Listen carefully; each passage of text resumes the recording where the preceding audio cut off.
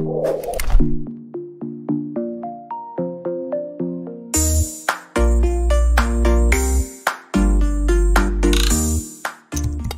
ini didukung oleh Desa WiFi, Tol Langit Desa Indonesia.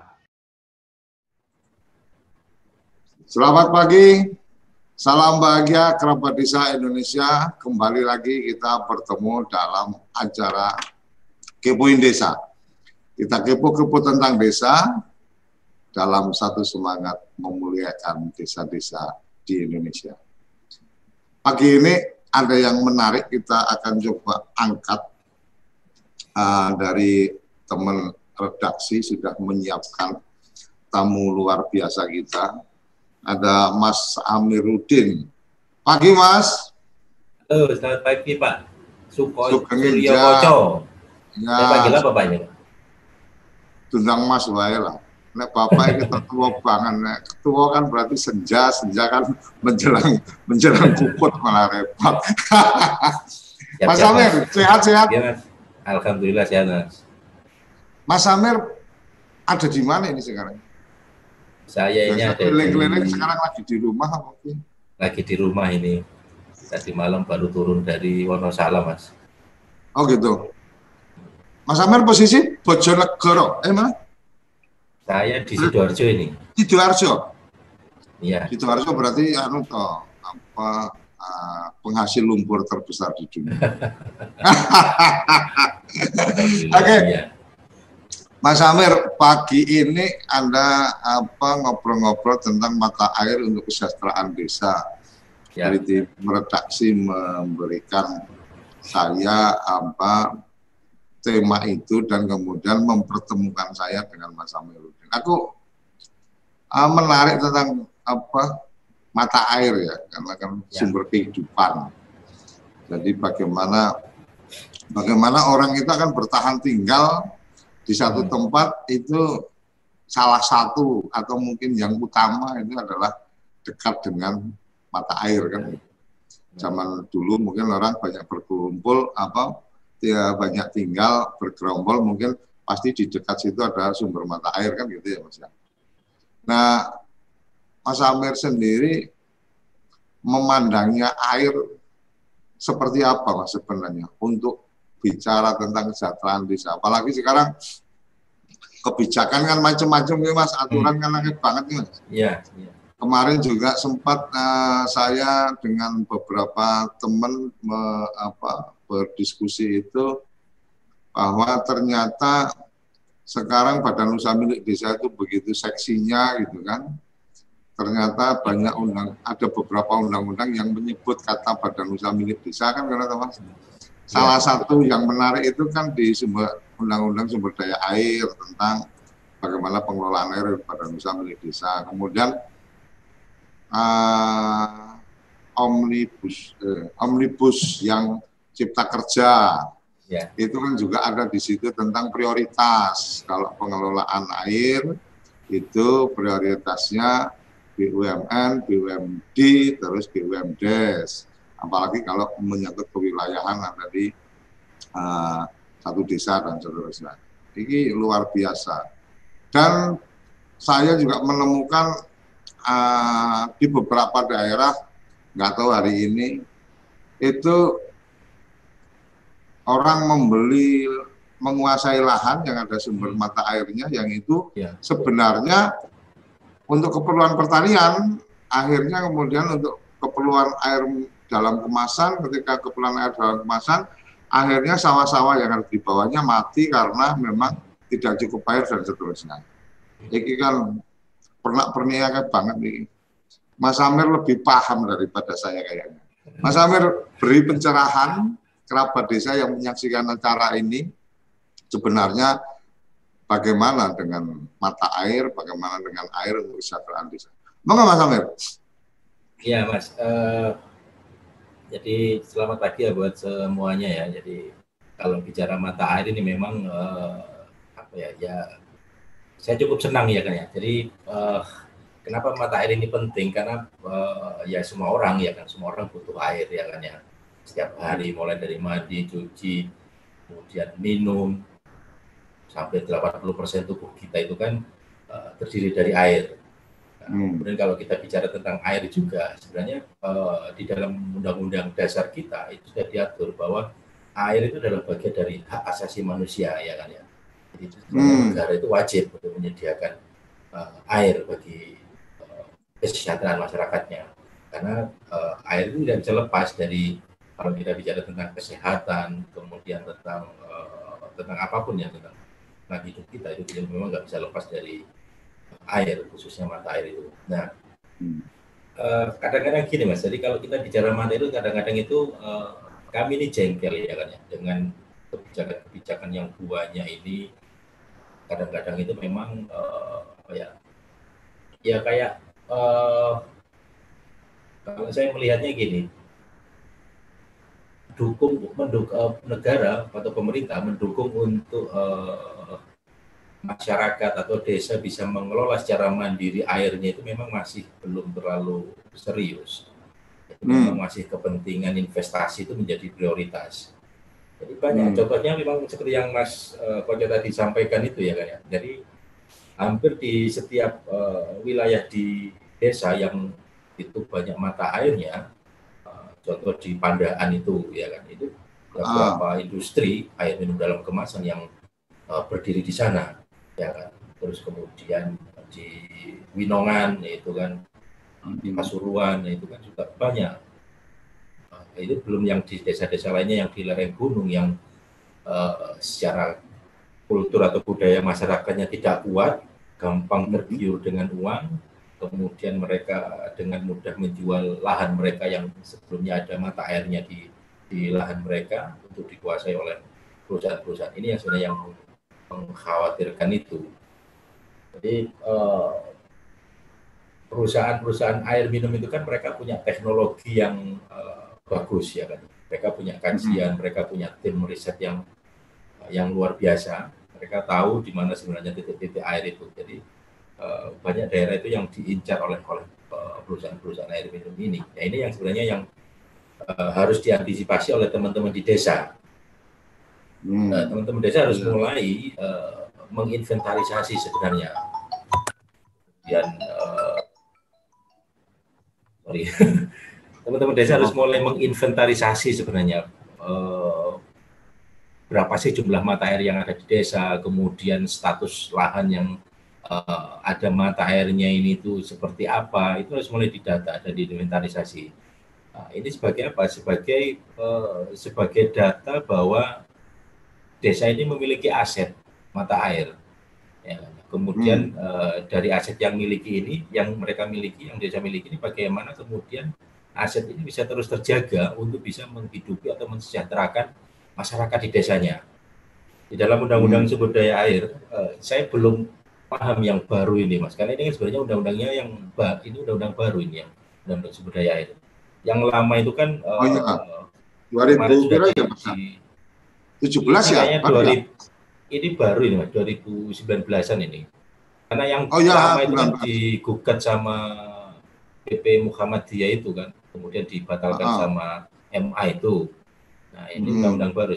Saya belum mengikuti sih yang baru ini. Tapi kalau yang lama itu kan karena memang di dalam undang-undang itu banyak hak dasar masyarakat itu yang tidak terpenuhi gitu kan ya.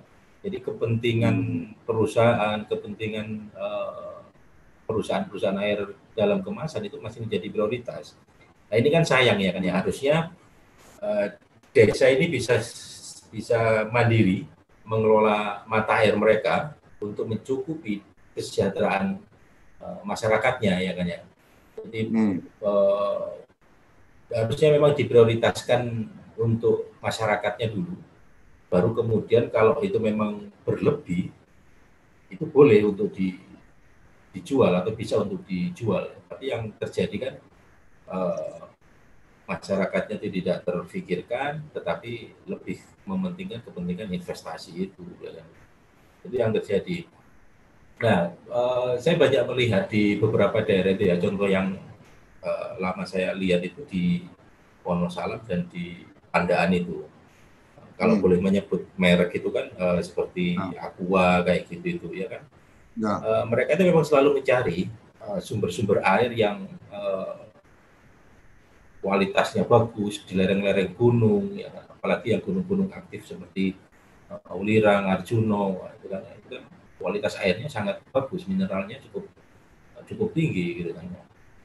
Tetapi dengan teknologi yang mereka miliki, ya kan, mereka itu sistemnya bukan sistem konvensional yang seperti dilakukan oleh masyarakat. Kalau masyarakat itu kan dia tidak punya teknologi, dia hanya mengandalkan mata airnya keluar, kemudian ditampung di bak, baru kemudian didistribusikan ke rumah-rumah. Nah, tapi kalau perusahaan AMDK ini, mereka kan sistemnya kan pakai teknologi ngebor itu, pakai kedalaman 120 meter, pakai kedalaman 250 meter. Nah, itu kan secara otomatis. Artinya titik sumber air itu kemudian dia bor sampai 100 meter ke dalam. Ya, jadi kalau perusahaan air minum dalam kemasan itu dia tidak harus memiliki mata air, tapi dari pengalaman saya lihat di Pandaan, kemudian di Jombang yang terbaru ini, di beberapa tempat, mereka itu memang beli lahannya itu di sekitaran mata air, ya kan. Jadi ngebornya itu di dekat-dekat mata air, gitu. Ngebornya secara otomatis. Menggok sidik terus. Nah, secara otomatis, ya kan, secara otomatis mata air yang ada di lahan-lahan masyarakat ini akan tersedot ke pipa yang dimiliki oleh perusahaan ini. Jadi makanya sering konflik. Jadi mata air itu kan sebenarnya dia ini kan mendinginkan, tapi dia bisa juga memanaskan, ya kan ya. Jadi kadang di banyak tempat itu memang sering konflik, gitu kan ya, terkait mata air ini. Ya kan ya. Jadi karena itu tadi ketika airnya disedot banyak keluar, ini kan mempengaruhi ke sawah-sawah mereka, kemudian ke sumber-sumber air mereka. Seperti itulah. Nah ini yang kalau menurut saya, yang saya cerita di awal tadi sebelum kita online itu, Mas. Jadi Undang-Undang Desa Nomor 6 Tahun 2014 itu kan cukup menarik, ya kan. Di situ kan menyantumkan bahwa mata air yang ada di lahan desa itu bisa menjadi aset desa, dan itu bisa diperkuat atau bisa dikelola menjadi badan usaha milik desa, kayak gitu kan. Dengan prioritas pengelolaannya desa. Ada di Undang-Undang Desa Nomor 14 itu kan ada, ya kan ya, nomor 6 tahun 2014 itu. Ya. Di situ kan menyebutkan yang dimaksud dengan aset desa itu adalah salah satunya adalah mata air, ya kan ya. Potensi jadi aset desa, ya, kayak tambatan perahu dan seterusnya, kayak gitu. Tambatan perahu ya, menambahkan ya. Tapi di situ kan disebutkan, jadi mata air ini juga bisa jadi aset desa, ya kan ya. Asalkan itu tadi, ya kan ya, status lahannya itu cukup jelas, dia berada di lahan desa atau beberapa BUMDes sih sebenarnya yang saya sempat ketemu, ya Mas Amir.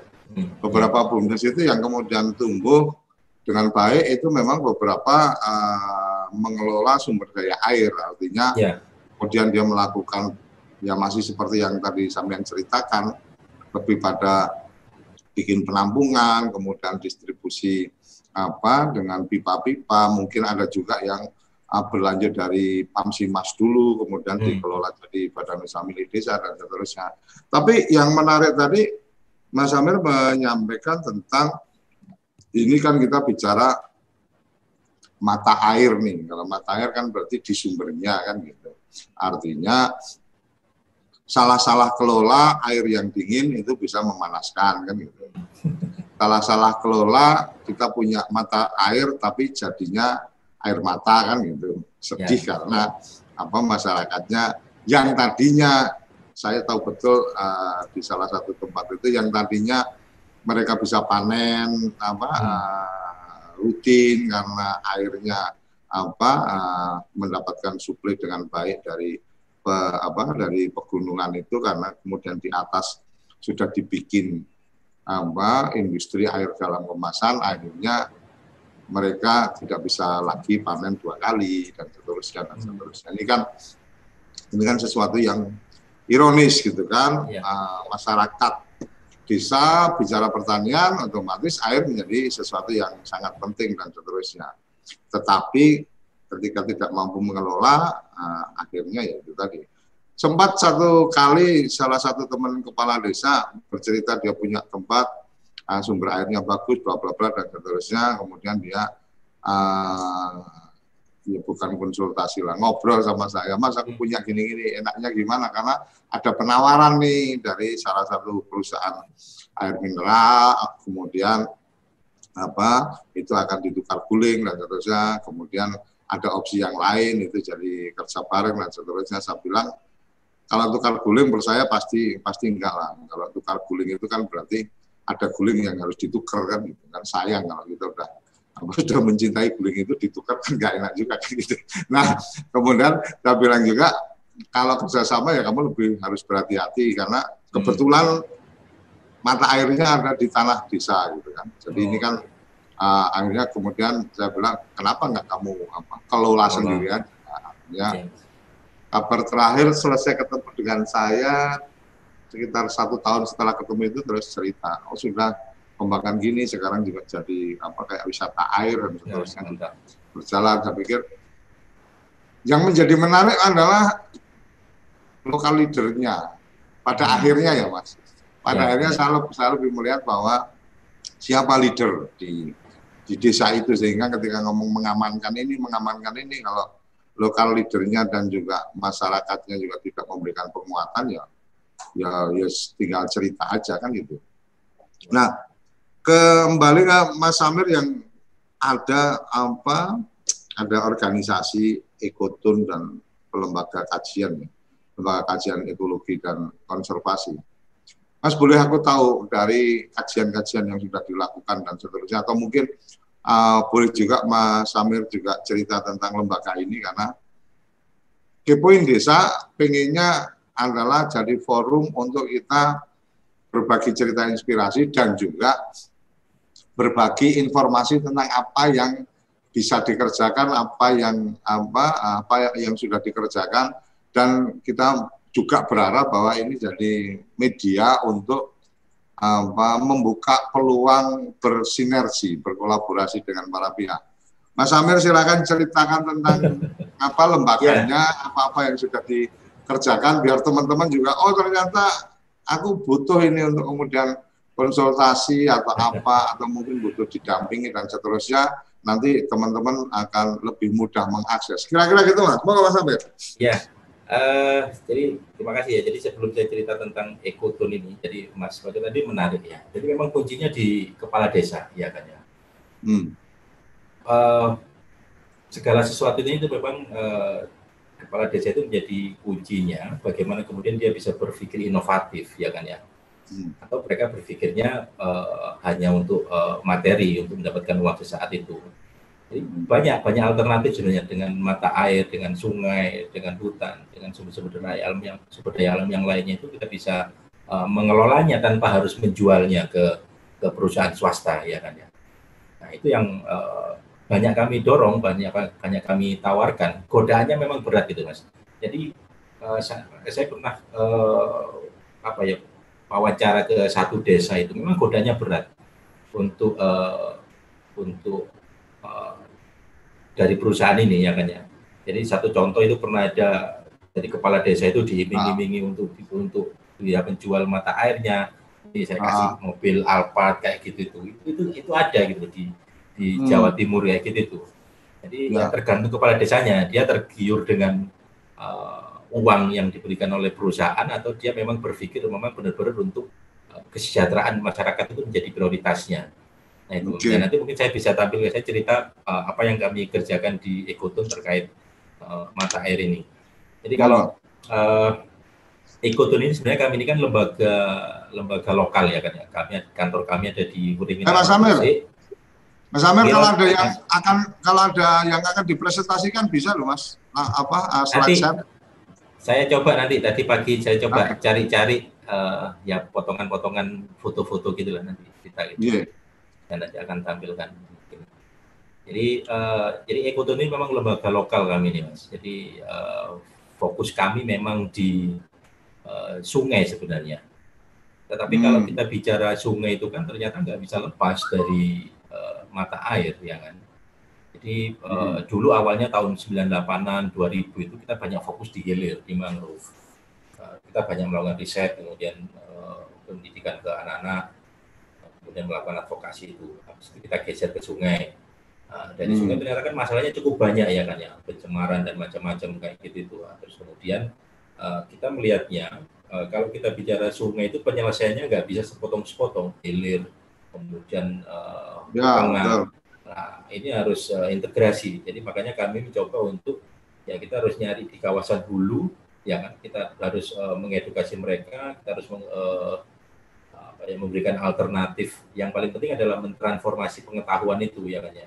Jadi masyarakat desa itu harus kita beri pengetahuan bagaimana mereka harus menjaga hutannya, kemudian menjaga mata airnya, menjaga sungainya, karena ada hubungannya. Jadi ini strategi politik kita sebenarnya. Saya tinggal di hilir, saya konsumennya PDAM, ya kan ya, di hilir. Di Sidoarjo pun meskipun tidak untuk minum, tapi untuk mandi cuci itu kan kami pakai PDAM.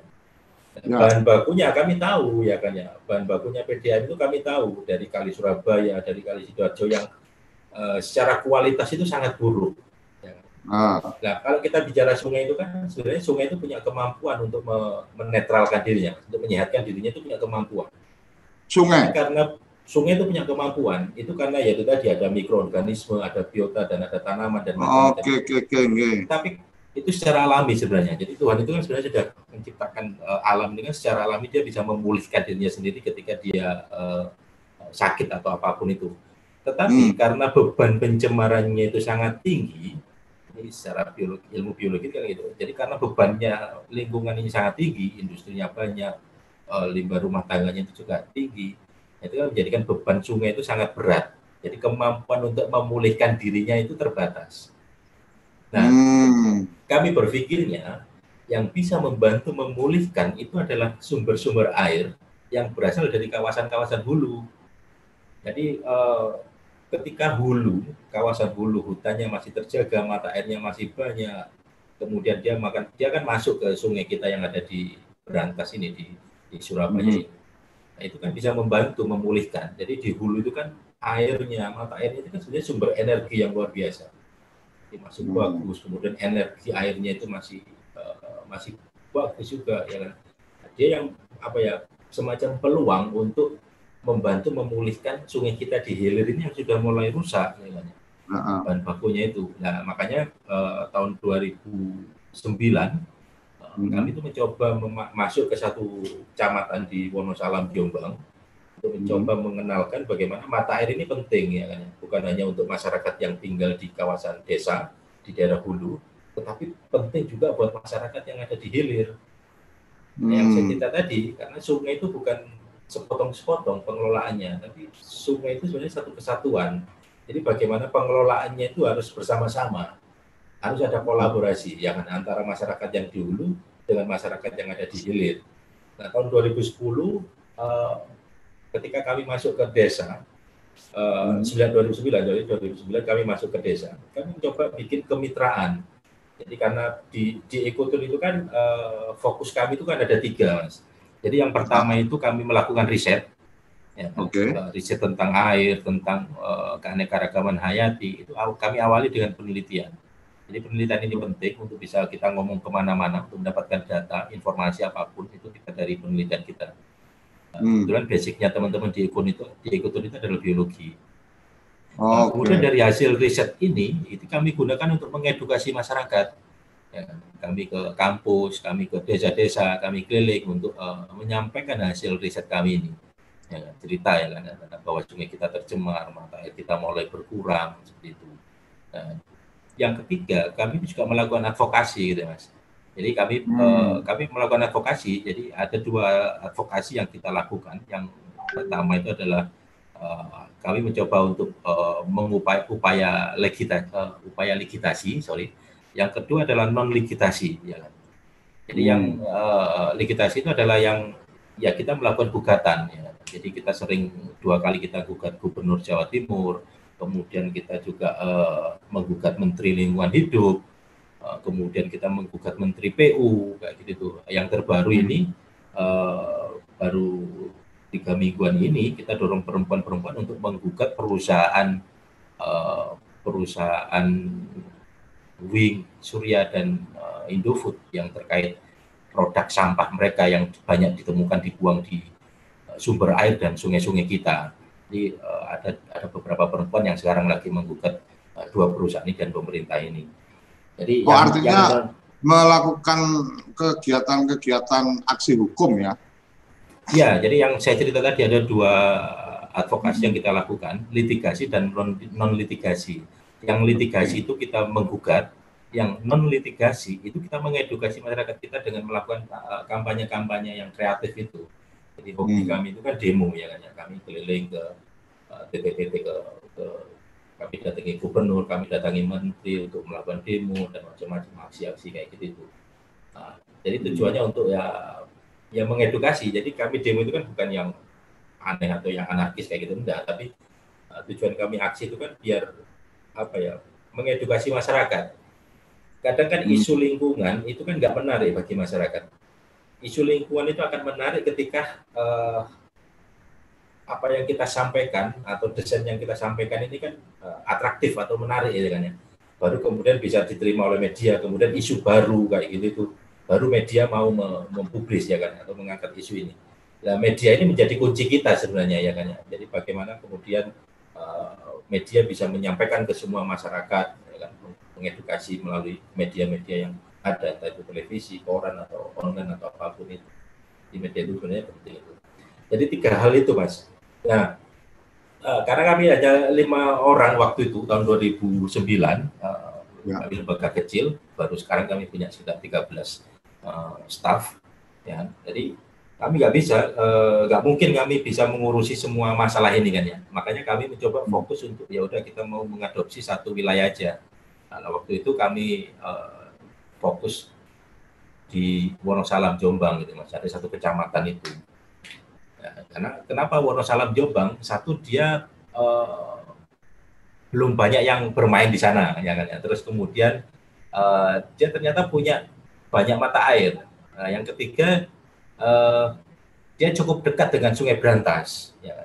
Jadi kami memang fokusnya di Sungai Brantas. Dia cukup dekat dengan Brantas, dengan Mojokerto, dengan Gresik, dengan Sidoarjo. Jadi kesempatan untuk memulihkan Sungai Brantas ini cukup besar dari wilayah ini. Selain Mojokerto ya kan ya, tapi Jombang ini punya luasan yang luar biasa mata airnya.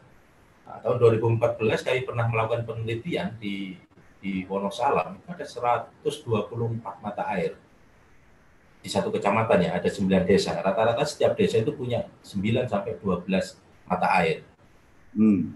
Nah ini luar biasanya itu. Nah kami ngadvokasinya di Wonosalam ini bukan hanya di kecamatan akhirnya, tapi kami coba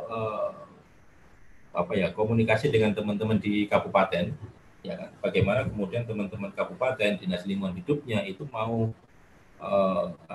mau naik ke gunung ya kan ya, mau lebih memprioritaskan dan memperhatikan bahwa mereka punya wilayah yang sangat penting yang ini menjadi bagian dari Sungai Brantas yang harus mereka perhatikan.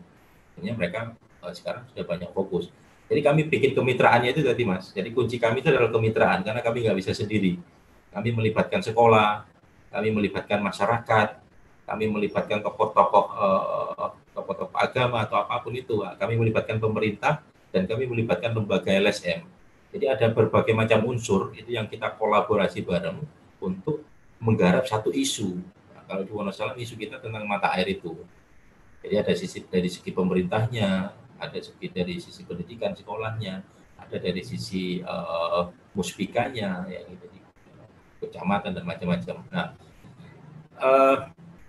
kuncinya sebenarnya sederhana kalau kita mau mengamankan mata air itu sebenarnya. Jadi 3 hal sebenarnya kalau kami selalu kami tawarkan itu ke masyarakat itu. Jadi yang pertama itu memang ya pemerintah desa itu harus mendorong terbentuknya kelompok di masyarakat desa itu. Yang pertama itu adalah kelompok. Jadi bangun kelompok-kelompok pelindung hutan, bangun kelompok-kelompok pelindung mata air. Kemudian yang kedua itu dorong kelompoknya ini untuk berkegiatan secara rutin. Nah, yang ketiga ini supaya apa yang dilakukan oleh kelompok melalui kegiatan mereka itu bisa berkelanjutan, ya fasilitasi dengan peraturan desa. Jadi kebijakan itu kan untuk bisa menjamin apa yang dilakukan oleh masyarakat ini bisa sustainable atau bisa berkelanjutan itu. Jadi 3 hal itu sebenarnya yang selalu kita lakukan itu. Nah, balik lagi ke bagaimana kemudian desa itu bisa kita dorong untuk berinovasi dengan sumber daya alam atau aset yang mereka miliki. Nah, Samir, kita ke, Mas. Nah, ini udah menarik, mulai menarik kita masuk di wilayah bagaimana peran desa kan gitu. Iya. Kayaknya kita perlu jeda dulu ya kan, supaya bisa menikmati kopi paginya dan biar tambah segar.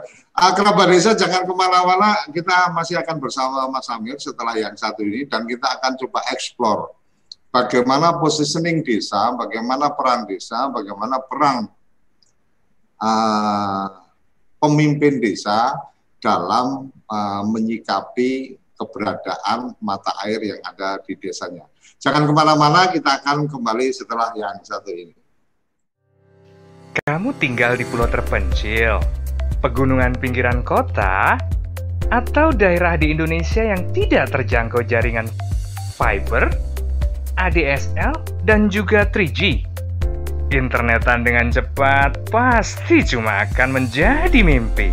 Mau pakai tol langit, pakai Desa Wifi, kunjungi www.desawifi.id. Ayo, kandidat kepala daerah, manfaatkan kesempatan ini. TV Desa mengundang Anda bicara desa. 5 menit bisa. Bicara Desa. Sebuah program tayangan monolog, konsep membangun dari desa, dari kandidat untuk masyarakat. 5 menit bisa. Bicara Desa. Hanya di TV Desa. Oke, kembali lagi kita di Kepoin Desa, episode ke-65. Kedatangan tamu Mas Amir, dan kemudian ini kita membicarakan tentang mata air. Dan tadi sampai di penggalan bahwa bagaimana nih peran desa dalam mensikapi atau kemudian mengambil perannya ketika kemudian di desanya itu ada potensi sumber mata air. Nah, Mas Amir, balik lagi tadi. Mas Amir sudah masuk ke tadi, sudah sedikit masuk tentang bagaimana peran desa. Kalau peran Mas Amir dan teman-teman yang sudah mendedikasikan diri untuk konservasi lingkungan, untuk sumber daya air dan seterusnya, tadi sudah tergambarkan bagaimana tentang kegiatan-kegiatan litigasi, kegiatan-kegiatan melitigasi, edukasi kepada masyarakat, pengambil kebijakan dan seterusnya. Kemudian bagaimana kemudian melakukan edukasi ya, artinya memberikan informasi-informasi yang benar kepada teman-teman, kepada masyarakat. Nah, masuk ke wilayah desa di mana salah satu yang bisa menjadi aset desa adalah sumber mata air. Ini kan menarik juga. Kemudian sisi yang lain kita juga sambil masih harap-harap cemas menunggu juga ini badan usaha milik desa ini akan seperti apa kan gitu. DPD RI sedang merancang undang-undang RUU Badan Usaha Milik Desa, kemudian Cipta Kerja kemarin juga sudah bergulir juga di klausul tentang Badan Usaha Milik Desa yang kemarin saya lebih suka mengatakan Badan Usaha Milik Desa ini dari 2014 Undang-Undang Desa lahir, saya sempat mengatakan bahwa ini kelaminnya nggak jelas kan gitu. Ini badan sosial atau badan bisnis gitu, walaupun namanya badan usaha, tetapi kalau kita cari literasinya ini masuk di badan hukum usaha yang sebelah mana kan belum ketahuan juga. Semoga nanti ada pencerahannya. Kemudian di Undang-Undang Sumber Daya Air juga menyebutkan tentang prioritas pengelolaan sumber daya air atau prioritas pengelolaan sumber daya air. Itu diprioritaskan pertama ke badan usaha milik negara, kemudian badan usaha milik daerah, kemudian ada yang berikutnya adalah badan usaha milik desa. Artinya memang isu ini menjadi penting, menarik, dan kemudian desa ini sebenarnya cukup punya porsi untuk mengambil peran.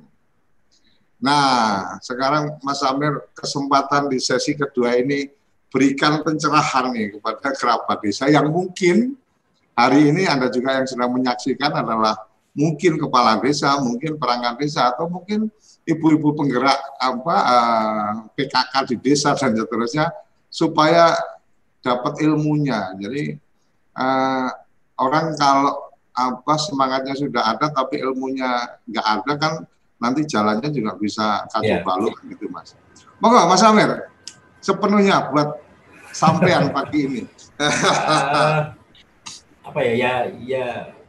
Ya saya pikir yang pertama itu kalau kita punya mata air seperti yang saya cerita di awal itu ya coba diinventarisasi dulu. Jadi desa itu harusnya mendata berapa sih jumlah mata air yang masuk di dalam wilayah administrasi desa.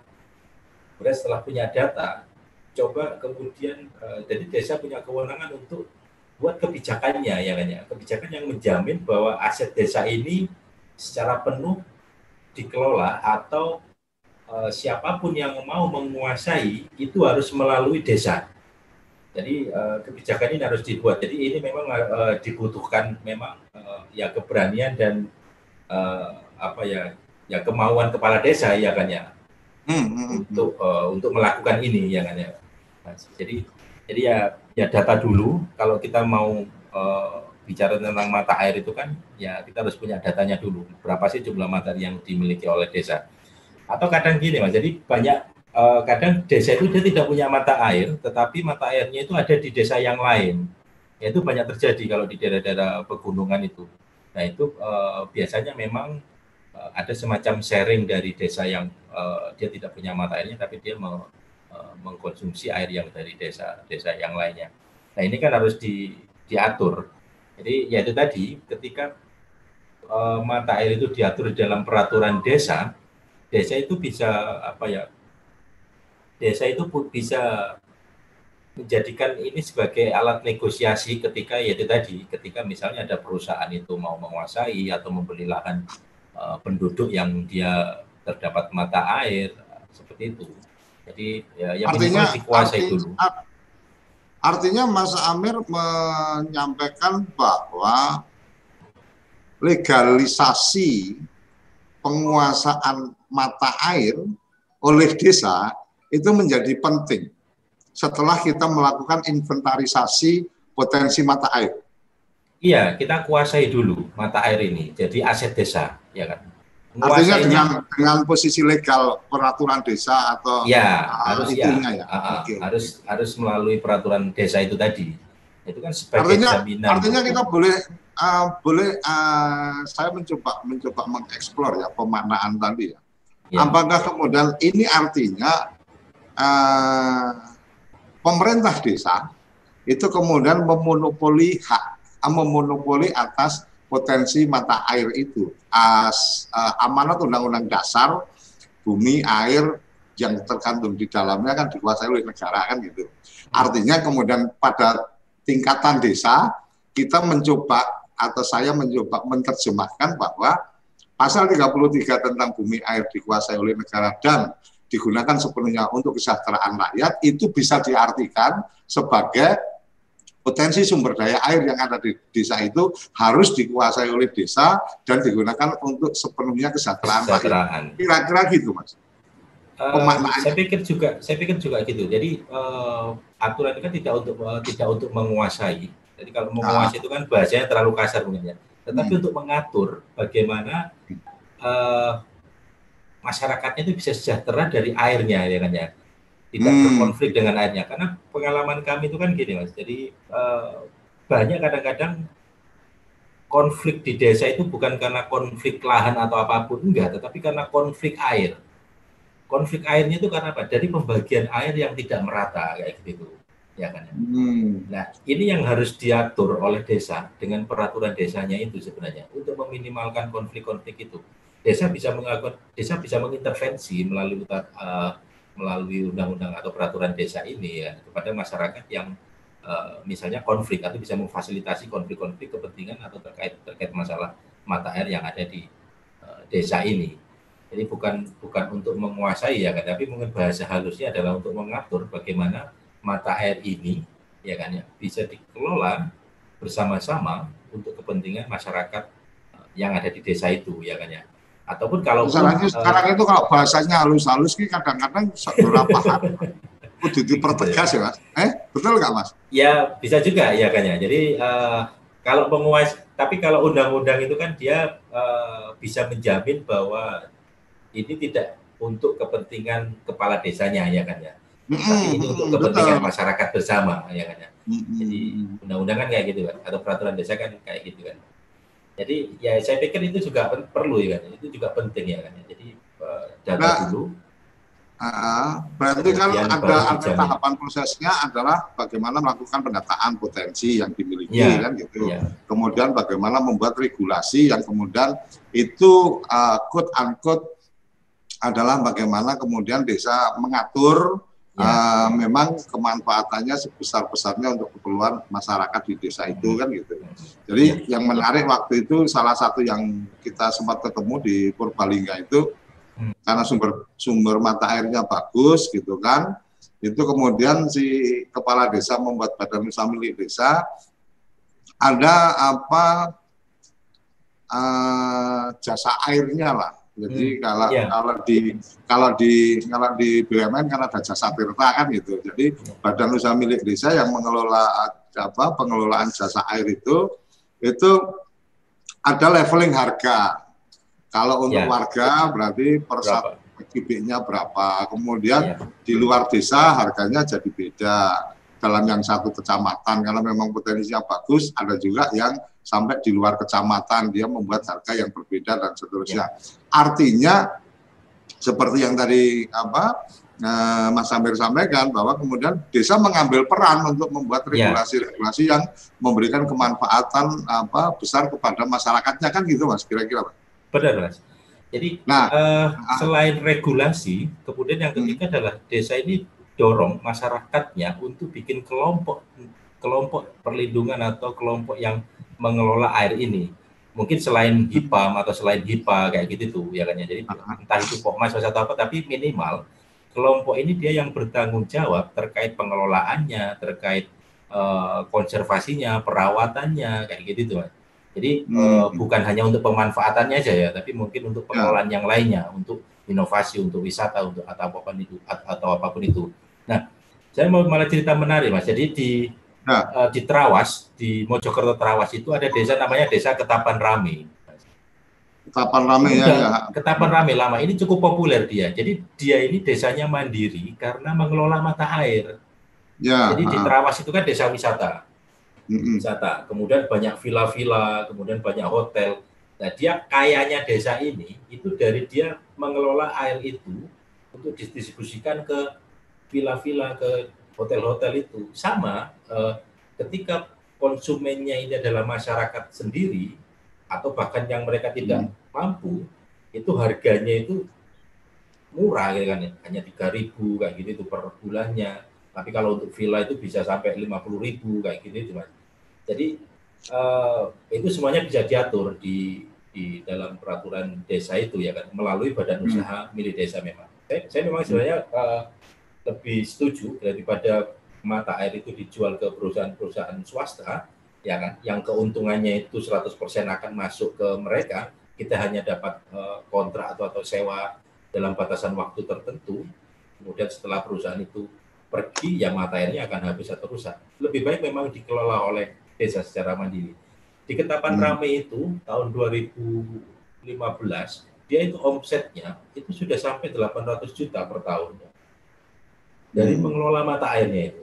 Saya pikir itu kan luar biasa ya kan ya. Akhirnya desa tidak tergantung dengan anggaran dana desa negara ya kan, atau anggaran dana desa yang lainnya, tapi dengan mengelola mata air yang baik ya kan, mereka sudah bisa menggaji karyawan, kemudian dia bisa melakukan pembangunan di desanya, dia bisa mensejahterakan masyarakatnya melalui mata air ini. Nah, saya pikir ini kan bisa menjadi satu contoh juga yang menarik daripada teman-teman di desa itu yang berpikir untuk menjual mata airnya atau memberikan izin bagi perusahaan-perusahaan swasta untuk mengeksplorasi atau mengambil air di desanya.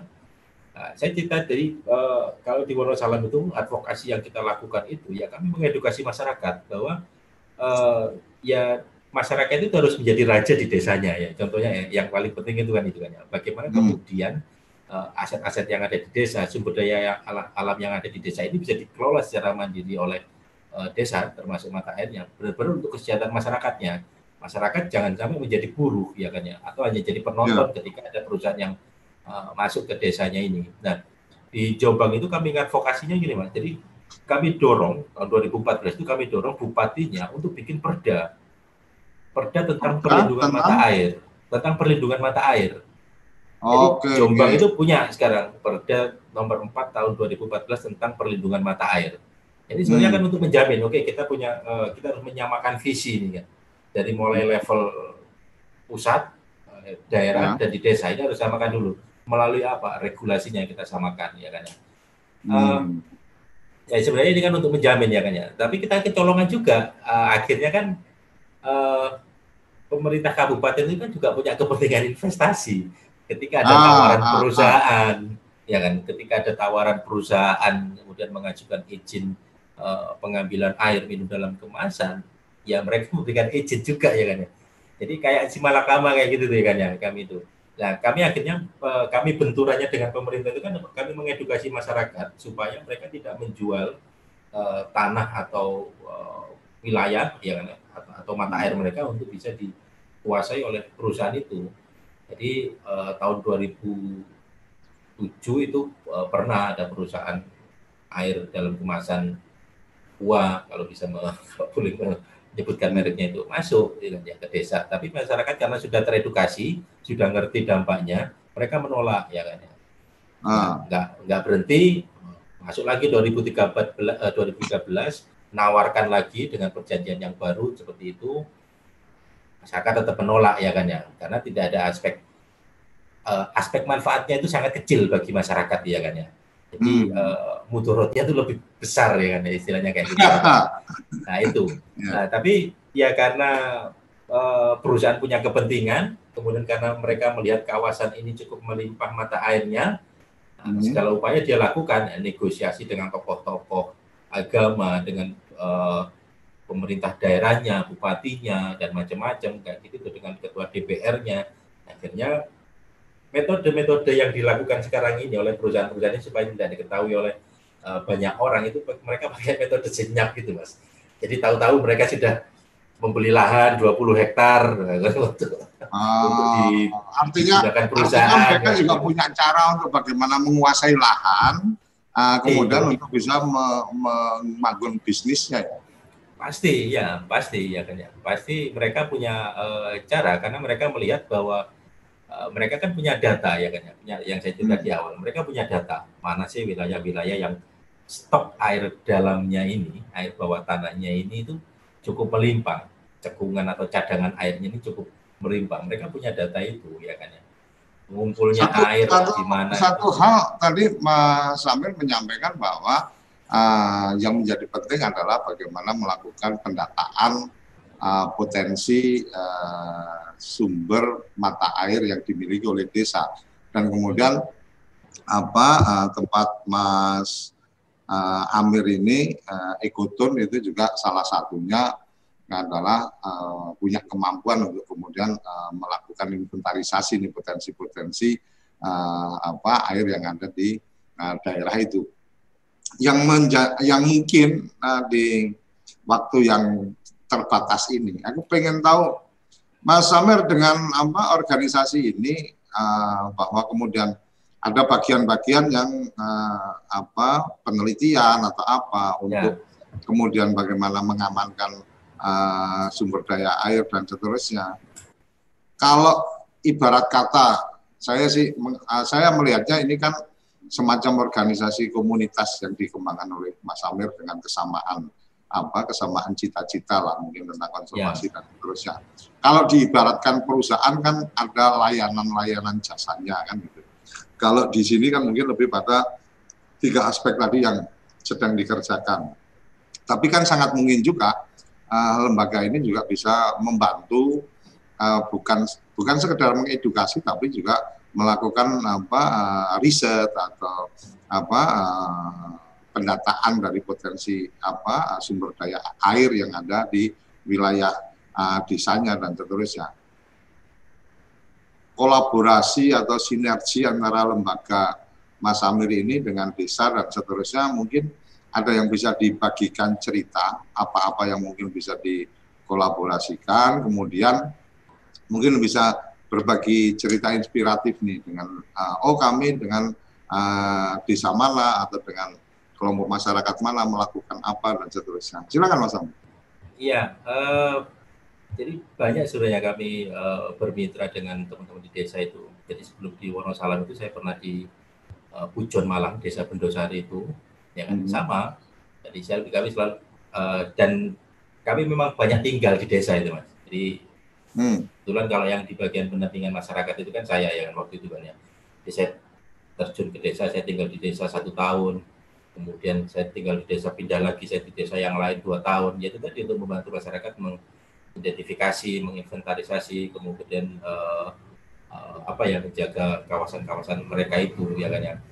Jadi sama, kami selalu mengawalinya dengan riset itu. Jadi setiap desa kita awali berapa sih jumlah mata air, kita kumpulkan semua orang di desa itu yang mata hulunya atau siapapun itu yang ngurusi air itu, kita data berapa jumlah mata air di sana, namanya apa, kalau kemarau gimana, sederhana sebenarnya pendataan itu ya kan ya. Jadi sederhana sesuai dengan apa yang dilihat oleh masyarakat, apa yang dirasakan oleh masyarakat saja itu sebenarnya sudah sangat ilmiah.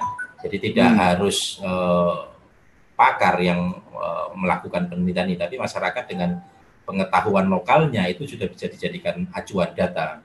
Nah, kemudian di Wonosalam, di beberapa tempat yang lainnya. Saya punya contoh, Mas. Saya mau screen sebentar ya. Nggak boleh. Jadi kelihatan nggak ya? Kelihatan. Nah ini, jadi rata-rata ini masalah. Jadi kami selalu melihatnya itu dari masalahnya apa sih, gitu kan? Kenapa kemudian mata air ini tidak diperhatikan oleh masyarakat ya kan? Jadi hampir semua mata air kalau kami lihat di Jawa Timur ya kan, ini yang masyarakatnya masih mandi langsung di sekitaran mata air, ya kan? Sampahnya bekas mandi, bekas cuci itu masih sembarangan dibuang di situ. Nah terus kemudian kalau di desa, Mas, pengelolaan air itu masih dilakukan oleh perorangan, ya kan? Kemudian pengaturan untuk usaha ini belum jelas atau PKW. Ada beberapa, ini kalau yang perusahaan swasta yang besar seperti Aqua atau air minum dalam kemasan yang lainnya, itu mungkin berbeda. Tetapi ada perusahaan-perusahaan swasta yang dia skalanya adalah home industry. Ini sebenarnya juga bahaya kalau tidak diatur, ya kan ya? Karena dia setiap hari terus ngambil. Nah ini biasanya masyarakat itu PKW, ya kan ya? Karena tetangga sendiri usahanya kayak gitu. Padahal sebenarnya nggak boleh. Apa mana saya usaha wong kampungnya kono juga ya Mas. Iya, jadi orang kampung sendiri, ini ketua DPR, ini punyanya Pak Lurah kayak gitu kan juga repot juga kadang-kadang masyarakat ini. Ya, ini masalahnya. Jadi kebanyakan memang belum banyak ya kan ya konservasi yang dilakukan di sekitar mata air. Kemudian papan informasi, kemudian minimnya masyarakat berpartisipasi. Nah, belum ada kelompok yang khusus untuk mengelola mata air. Ada kelompok yang dibangun yang diinisiasi oleh pemerintah itu kan seperti HIPA itu kan masih fokus di pemanfaatannya gitu loh, bukan secara keseluruhan. Jadi kalau bicara mata air itu kan bukan hanya sebenarnya penting di titik keluarnya mata air, tetapi bagaimana kondisi catchment areanya, daerah tangkapan airnya, hutan di hulunya itu bagaimana ya kan ya. Itu juga harus menjadi perhatian. Apakah hutannya juga ditebangi atau hutannya dialihfungsikan, itu juga menjadi masalah. Mata air itu bisa keluar dengan baik atau tidak. Nah ini yang saya cerita. Kalau mata airnya itu ada di satu desa, kemudian desa yang lainnya tidak memiliki, pengelolaannya itu masih sebatas sektoral. Jadi kadang ada yang sampai konflik antara kepala desa ketika desa yang di bawah tidak punya mata air mau minta ke atas tidak diberikan, itu juga akan menjadi konflik ya kan ya dengan pemerintah desa ini yang jadi kami itu kan banyak melakukan riset bukan hanya di mata airnya tapi di bagaimana sosial masyarakatnya itu. Nah, Ada banyak hal sebenarnya Mas yang bisa kita lakukan untuk menyelamatkan mata air ini kan ya. Jadi kami mengambil keempat-empatnya ini ya kan ya. Jadi kami melakukan advokasi terkait mata air ya kan ya. Kalau di Wonosalam itu karena hampir semua catchment areanya, daerah tangkapannya itu ada di wilayahnya perhutani. Ya, jadi kami dorong bagaimana perhutani ini juga harus proaktif kayak gini, menjaga hutannya kayak gitu. Kemudian kami melakukan riset dan pendidikan. Nah, kemudian ekowisata ini yang juga kami tawarkan. Jadi kami menawarkan ke masyarakat ya kan ya. Jadi oke lah kalau bicara hanya menjaga mata air, mungkin nilai ekonominya kecil. Tapi bagaimana dengan menjaga mata air, mereka itu dapat nilai ekonomi dari menjaga itu, dari menjaga hutan dan menjaga mata air. Akhirnya kita coba kembangkan tahun 2011 kita bikin namanya wisata mata air gitu Mas. Wisata mata air berantas. Jadi kita mengkolaborasi antara hilir, hulu dan tengah. Nah, kebijakan ini penting untuk menjamin apa yang dikerjakan oleh masyarakat, kelompok yang dibangun ini bisa sustainable, bisa berkelanjutan. Nah, itu dijamin melalui kebijakan ini. Kepala desa ganti boleh, tapi kebijakan itu kan akan terus melekat di masyarakat ya kan ya. Ya. Ya di Wonosalam di kecamatan, karena kami lama main di sini ya Mas. Jadi kami dorong pemerintah mulai dari tingkat desa itu kita dorong bikin perdes, kemudian di tingkat kecamatan itu kita dorong camatnya untuk bikin SK. Jadi tahun 2010 itu camat Wonosalam itu dapat penghargaan camat prestasi Mas di nasional karena dia bikin SK memberikan instruksi kepada semua kepala desa untuk menjaga mata air ya kan ya. Jadi sesuai dengan ada surat keputusan camat bahwa desa-desa yang ada di wilayah itu harus melakukan pelindungan mata air. Harus melakukan pelindungan mata air. Ini kan inovasi ya kan. Tidak semua camat itu kadang-kadang punya inisiatif untuk melakukan hal seperti ini. Nah, 2014 kita dorong perdanya ini ya kan ya. 2014 kita dorong perdanya tentang pelindungan mata air, akhirnya terbit. Nah, kami ngajunya ini mungkin saya sekilas saja. Jadi di Undang-Undang Nomor 6 tahun 2014 tentang pemerintahan desa itu kan disebutkan juga ya kan ya. Jadi tujuannya kenapa mata air ini harus dibuatkan perdes? Ya sebenarnya untuk memberikan kejelasan status atau kepastian hukum itu ya kan. Jadi mendorong prakarsa atau gerakan partisipasi masyarakat, memperkuat masyarakat sebagai objek. Nah, jadi mengatur untuk mengurus kepentingan masyarakat ini kan. Nah ini Mas, jadi aset desa yang pasal 76 ini ya. Jadi bukan hanya tambatan perahu, tetapi bisa jadi hutan milik desa atau mata air milik desa. Nah, itu kan harus dikuatkan dalam bentuk regulasinya itu. Artinya harus Mas Amir mendorong ada penegasan tentang mata air milik desa itu sebagai aset itu dalam satu bentuk regulasi atau dalam satu regulasi bentuk aturan. Ya. Oke. Ya, jadi regulasi itu. Jadi supaya itu tadi desa bisa bisa mengintervensi dan ini bisa menjadi alat negosiasi desa. Ya kan ya. Misalnya satu contoh gini Mas, kalau lebih mudah memang kalau mata air itu berada di tanah desa, itu intervensinya lebih kuat. Lebih desa. gampang. Ya, lebih gampang. Memang aset lahannya memang punya desa kan gitu. Gampang tapi yang menjadi masalah. Nah, yang menjadi masalah ketika mata air itu ada di lahannya masyarakat. Kemudian ketika masyarakat itu punya keinginan untuk menjual tanahnya, kita nggak bisa menghalangi ya kan ya. Tetapi kecuali kemudian dibeli oleh desa kan gitu Mas. Kecuali dibeli oleh desa atau negara. Itu banyak terjadi kan. Jadi ini sebenarnya diskusi lama kami dengan teman-teman di kabupaten itu ya pemerintah harus membeli lahannya ya kalau tidak mau mata airnya ini dijual untuk orang lain ya gitu kan ya. Jadi minimal dengan peraturan desa ini meskipun itu mata airnya berada di lahan milik pribadi, desa bisa mengintervensi dengan regulasi ini. Oke, nggak masalah, tanahnya ada di milikmu, tetapi mata air ini kan publik ya kan. Jadi air atau mata air itu kan sebenarnya milik publik ya kan. Meskipun dia berada di lahan milik pribadi, tetapi airnya itu tidak bisa dikuasai oleh pribadi, oleh perorangan. Ya. Pemahaman ini yang kemudian sebenarnya diatur dan ini bisa diintervensi oleh pemerintah desa gitu loh Mas. Nah, tujuannya seperti itu sebenarnya Mas. Oke. Mas, ini tidak terasa waktu kita sudah di penghujung acara. Nah, mungkin kerabat desa nanti bisa mendapatkan materi presentasinya boleh. materi presentasinya Mas Amir di akun slideshare-nya TV Desa. Jadi Mas Amir, TV Desa walaupun namanya itu desa, TV Desa, tapi kami mencoba untuk kemudian punya komitmen. Ini adalah media untuk edukasi teman-teman di desa dan yang peduli desa.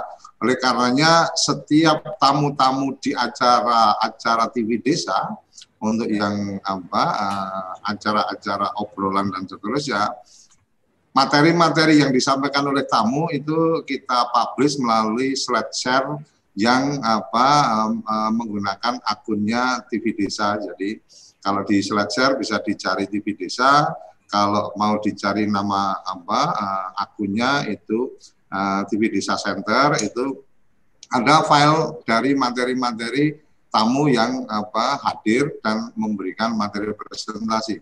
Saya berharap Mas Amir tidak keberatan, nanti bisa share materinya ke kita untuk kita publish, sehingga kerabat desa yang mengikuti acara ini terlambat atau kebetulan menemukan tayangan ini beberapa waktu ke depan, itu kemudian akan mendapatkan informasi bahwa materi yang disampaikan itu ada tersimpan rapi di akun slideshare-nya TV Desa.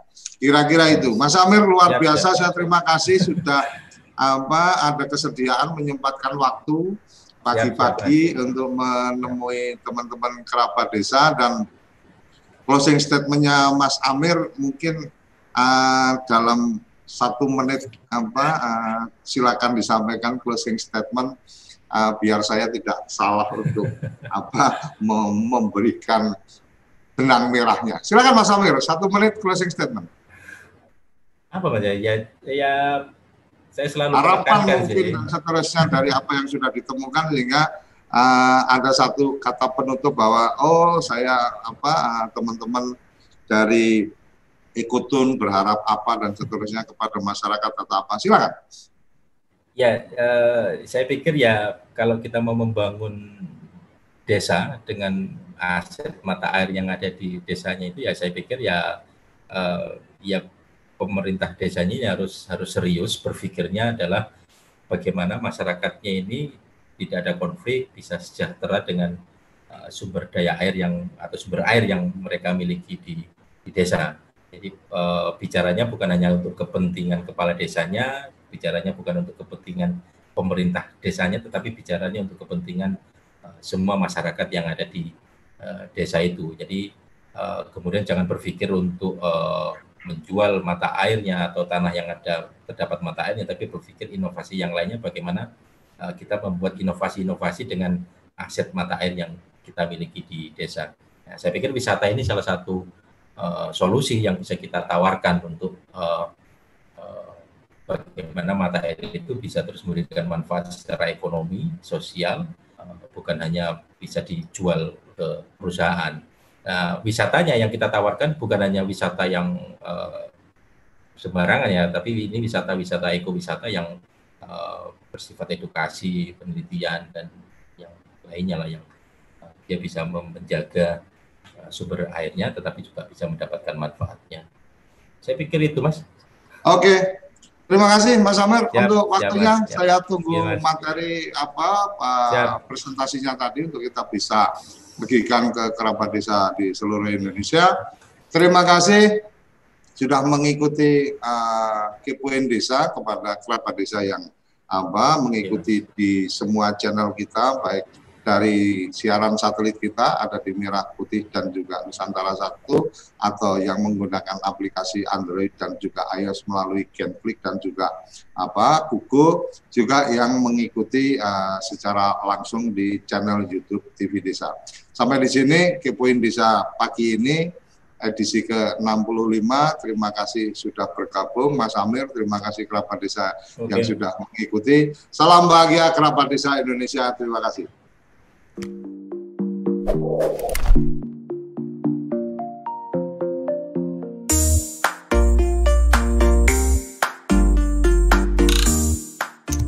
Acara ini didukung oleh Desa WiFi, Tol Langit Desa Indonesia.